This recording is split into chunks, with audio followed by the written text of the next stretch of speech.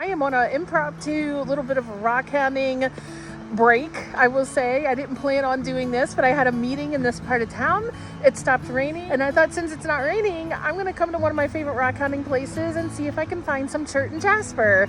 But I love this place. It is the Roanoke River. They used to have a geology sign up that explained the geology of the area, but they took it down because they're actually reconstructing the area, which is kind of cool because as they're doing that, they're kind of unearthing some more rocks. Also, this area went under really heavy flooding recently, and I'm thinking like maybe there's other rocks here that I haven't seen before. So I want to look around just for a little while. It is kind of during the workday, but I have enough time to kind of take a break and just kind of walk up and down this rocky beach, as you can see behind me, and see if I can find any jaspers and chert, which I have found some cool ones here in the past. So if you would like to know a little geology, I can explain a little bit based on what that sign had said, explained about this little area. So if I recall, the sign that was up explained that this area, the rocks mostly come from colluvials and alluvials.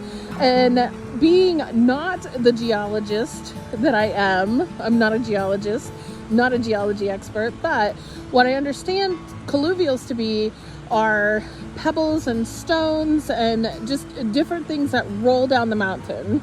So, and not just here, like all the way down.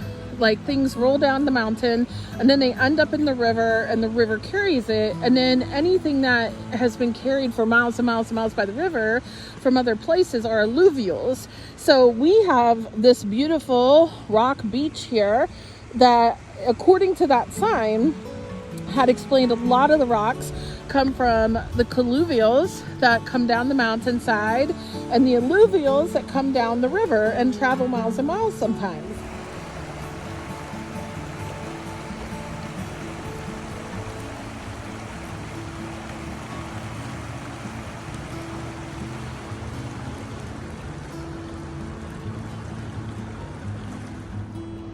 Now my guess, this is a piece that probably came down from the mountain. It's granite, and sometimes you can find some fun granite like this here, and also some gneiss.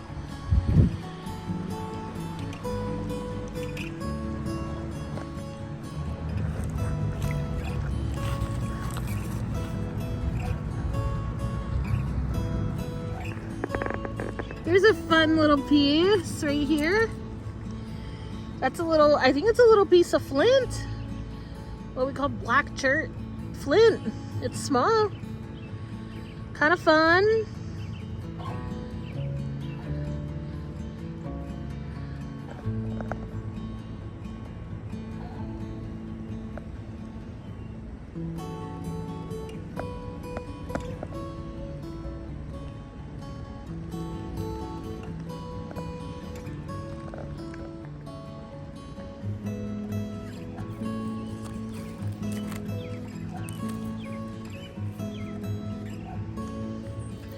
Looks like a piece of chert that's been pretty weathered. A lot of our chert is stained with limonite.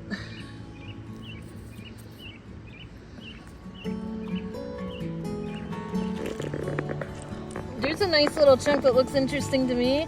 I'm not sure if it's like, it could be quartzite. I often mistake quartzite for jasper. There's also this. Ooh, this might be a nice piece of jasper. Let's see. Yeah, that's a good chunk. I have to be honest with you, I never can tell if something is jasper or chert. I know they're very closely related. Actually, I believe jasper is a type of chert, so I suppose I can't go wrong in what I'm saying. But this is a good one. I like this yellow one. I'll definitely take that one. Let's see. I'm not into getting in the water today because I still got to see people today and I don't want to smell like roof. So let me see what this one. Yep, that's quartzite. Sometimes I just can't tell in the water. I mean, quartzite kind of tumbles really cool, but I'm not looking for that today.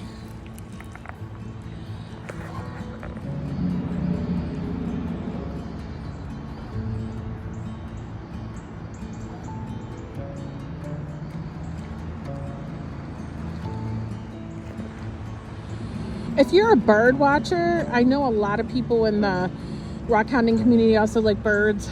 Like, I love that some of the places that we go rock hounding are actually really great bird habitats too. Here, down there, I know I've seen a blue heron nest down in there before. We get all kinds of Canadian geese here. And you can just hear different kinds of birds here, especially when the highway isn't so busy. It's just a peaceful place. Okay, so weird. I mean, talk about the river carrying rocks from miles away. This is the second piece of blue quartz I have found here. I used to never ever find blue quartz here, and this is not an area that is known for blue quartz, but this is the kind of blue quartz you find in like central Virginia, like around Charlottesville area. But here we go. This is how it's commonly found. I believe the yellow might be like iron stained feldspar in there, and usually in blue quartz here in Virginia, the black mineral is usually ilmenite. So holy cow, it traveled a ways to get here. And it's a nice little round one too. I might consider tumbling that one and see how it looks. That's cool. So one thing I learned from a geologist friend is when you're looking, especially for smaller rocks or a specific kind of rock, and you think that specific kind of rock is in the area that you're in, you want to look at these little inclines, these little hills like this, because you have to think about how water works with the land. Like, the water goes downhill. So as the water goes downhill, it's going to carry stuff downhill. And when you have like plant life and stuff like this here, it's going to get caught. It's going to get caught on the plant life, and you might find more stuff this way.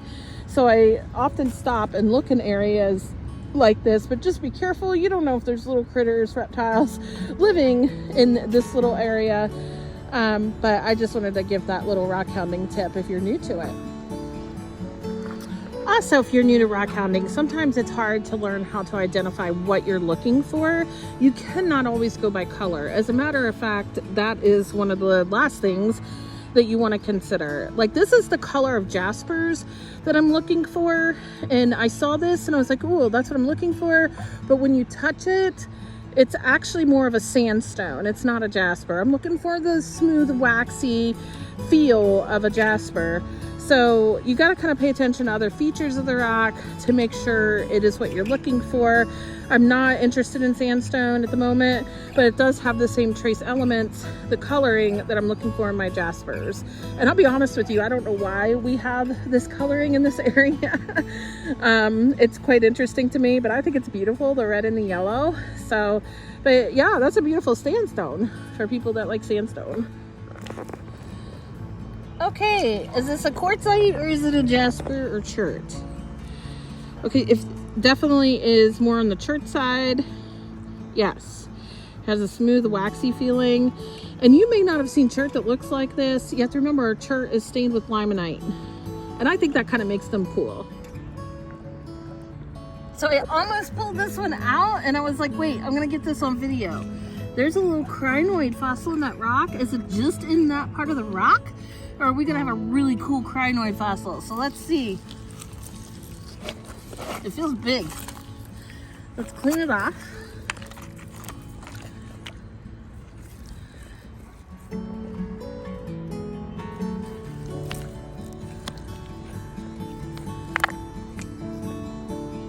I guess it's just in that part of the rock. It had potential. Yeah, there's that one really cool crinoid in there. This is such a beautiful day to be doing this. I know a lot of people want to go when it's like sunny and no chance of rain, like it rained a lot this morning, but to be honest with you, it's a lot cooler and not a lot of people come out in weather like this, and you have the space to yourself. It's quiet. So definitely on rainy days, if you get a spell where it's not raining and you have a closed place where you can go rock hounding, that's a really great time. It's nice and cool. For me, this is perfect rock hounding weather. Okay, so I'm not sure if this is sandstone. This is one of the jaspers I'm looking for. Let's feel it. know. I don't know. It's not feeling jaspery, or it's really weathered. I think it's just super weathered. I think it is jaspery, but just weathered. Or a lot of black iron on it, maybe? I don't know. I'm kind of curious about that one. I may take it and see what it looks like tumbled. And this, quartzite or jasper or chert. Not quartzite. Quartzite has a little more grain to it. It's like a combination between sandstone and quartz. I mean, sand is like little quartz grains. Quartzite, you can see the grains in it a little more. But the chert or the jaspers are opaque, like meaning you cannot see the grains, and which makes them smooth and waxy. Yeah. Well, that has some red in it. Yep, that's what I'm looking for sure. Is a piece of what I believe is weathered flint. It doesn't have the sharp edges, but if you were to nap it, I'm sure you could make it like that. But that looks kind of cool. We're getting lucky today with yellow chert, the limonite chert, and yellow jaspers. I'm not seeing as many of the red and yellow, but I'll take it. But you can see what it looks like dry compared to what it looks like wet. You just kind of, when you know what you want, you kind of learn what it looks like both ways. This one looks like a cool one.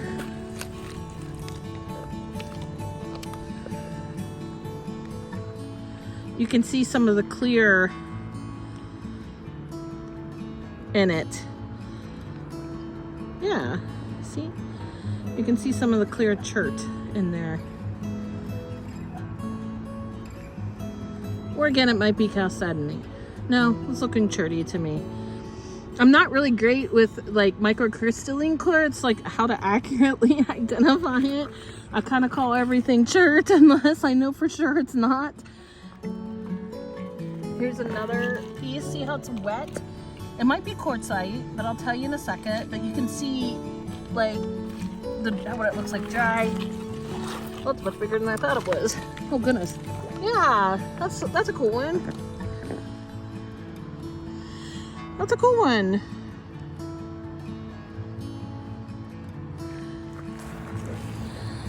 These are really cool finds, and you don't find these as often. I love these. So it's chert or flint because it's black, but stained with limonite.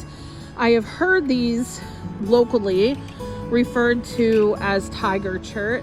Tiger chert is not a real trade name. It's not like one that you ever hear, but because it looks like a tiger, some people have called it that. Look at that, that's beautiful. That's a good find. I have a few pieces like this at home that I love that I have found here, but I don't find them often. So when I do find them, I get really excited. This is a cool one. I don't think I have found one quite this big. So, yay. Definitely grabbing that one up. Yeah. So I don't know if I'm going to call it tiger chert just because that's not a name that is recognizable, but it's chert or chalcedony actually is probably a better name for it, stained with limonite, and that limonite just gives it a beautiful like pattern on there. Wow. Okay. A few cool things. I found another piece of that, what we've been calling tiger chert. Wow, I've never found two on the same visit.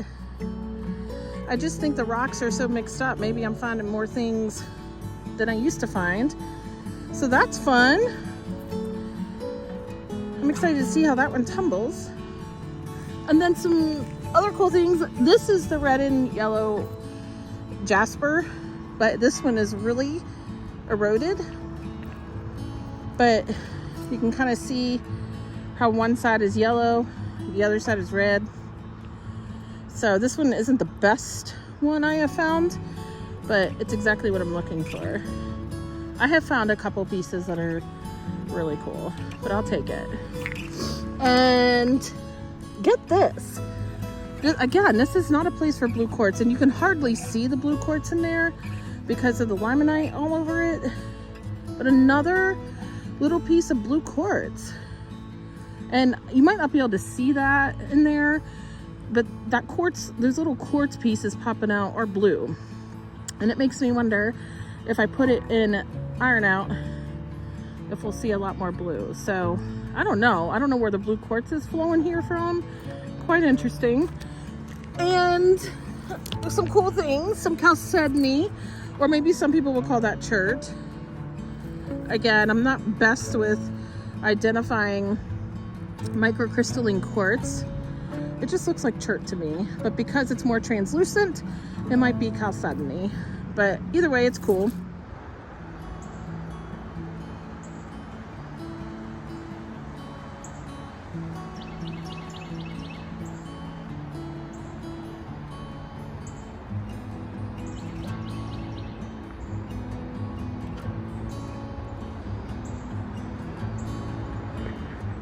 So it's always a really lucky find if you find banded chert. I most of the time don't find banded chert. And this one isn't the most banded I found, but it's so fun to find it. So another rock hounding tip, if you're at a place like this where rocks are just everywhere and you're really focused on finding a specific thing. I've done this before. I'm not gonna do this here, but like you could honestly just sit down here and get like a little garden shovel and just dig, because the rocks go deep under here. And I've done that here before and found some cool stuff. There's another area similar to this. I did a video on it a couple weeks ago where there was so much blue quartz, and I just sat down and just started digging and found one of my biggest pieces that I have found. So that's a good strategy too, and it's not as like strenuous as looking for rocks, you know? So also, I don't know, that piece might tumble pretty good. I like that piece. As I'm looking here and seeing some things as I'm talking. Oh, that's fun. Well, that's a piece of chert with some red iron stain or element in it. That's cool. Yeah, definitely gonna take that. I don't often find chert with like red or green in it, and I get excited when I do. That's awesome.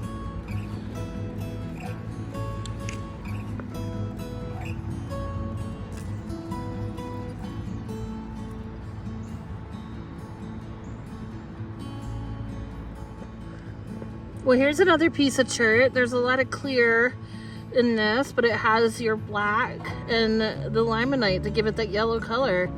Huh. I'm finding more of this today than I ever have. Sometimes you go out for looking for a certain thing and you find another. That is a good piece of nice. I'm not gonna take it, although I don't know, might. It's a really good piece. So you can see the feldspar, the hornblende. There might be some biotite in there. That's a really good, nice piece of nice. Here, let me pick it up and see what it looks like. Yeah. That's a good piece.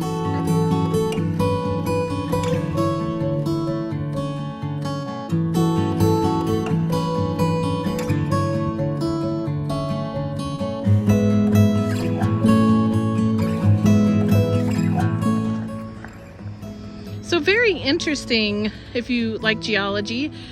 This here, look at the erosion. It did flood here pretty badly. And you can see what it did. And when it does that, more rocks come out to play. I immediately spotted this as a piece of chert because of the conchoidal fracturing in it. It's weathered, but you can still see it. It's definitely stained with limonite, but cool.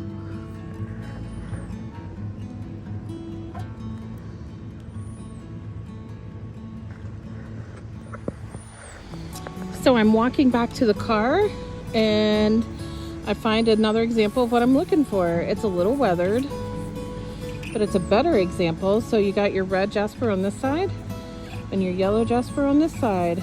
I'm a little ways from the water, so it's harder to see, but I just think these are so cool. they tumble beautifully.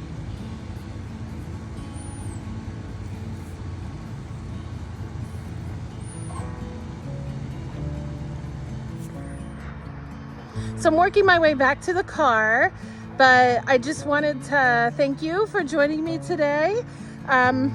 Good day for rock hounding. It was kind of an impromptu trip, and sometimes those are the most fun.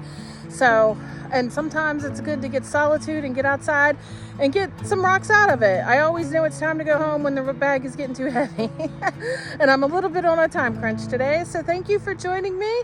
I hope you got something good out of this video. Bye.